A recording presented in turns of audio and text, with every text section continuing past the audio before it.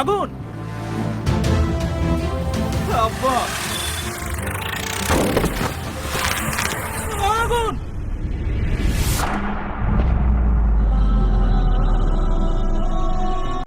প্রিয়া কি বিষ খাওয়ার পর মরে গিয়েছিল নাকি বেঁচে ছিল?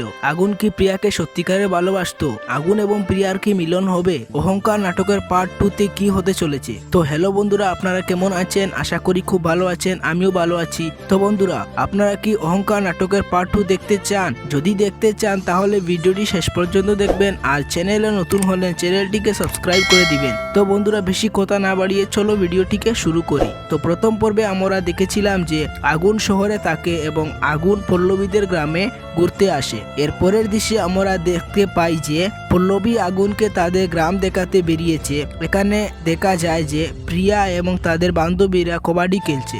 তখন প্রিয়া বলে যে আগুনকে খেলতে। এরপর শুরু হয় আসল খেলা, ছেলে ভার্সেস মেয়ে কবাডি প্রতিযোগিতা। অবশেষে প্রিয়ার চালাকিতে প্রিয়ারা জিতে যায়। এর পরের দৃশ্যে আমরা দেখি যে প্রিয়া আগুনকে সরি বলে এবং তাদের মধ্যে বন্ধুত্ব শুরু হয়, আর আস্তে আস্তে এই বন্ধুত্ব ভালোবাসায় পরিণত হয়। এর পরের দৃশ্যে আমরা দেখি যে আগুনের বাবা শহরে যাওয়ার জন্য তৈরি হয়েছিল, কিন্তু আগুনকে খুঁজে পাচ্ছিল না। তখন পল্লবী এবং প্রিয়া আগুনকে খুঁজতে যায় এবং প্রিয়া সাথীর সাথে আগুনকে দেখে অবাক হয়ে গিয়েছিল। তখন আগুন সিধে সিধে বলে দেয় যে সে প্রিয়াকে ভালোবাসে না, সে সাথীকে ভালোবাসে। এরপর প্রিয়া সেখান থেকে চলে যায় এবং প্রিয়া কাঁদতে কাঁদতে বিষ খেয়ে ফেলে।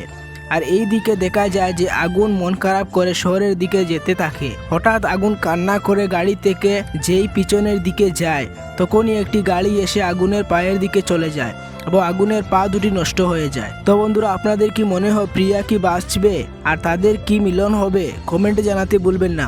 আর ভিডিওটি ভালো লাগলে ভিডিওটিতে একটি লাইক করে দিবেন। দেখা হচ্ছে পরবর্তী ভিডিওতে। ততক্ষণ ভালো থাকবেন, সুস্থ থাকবেন।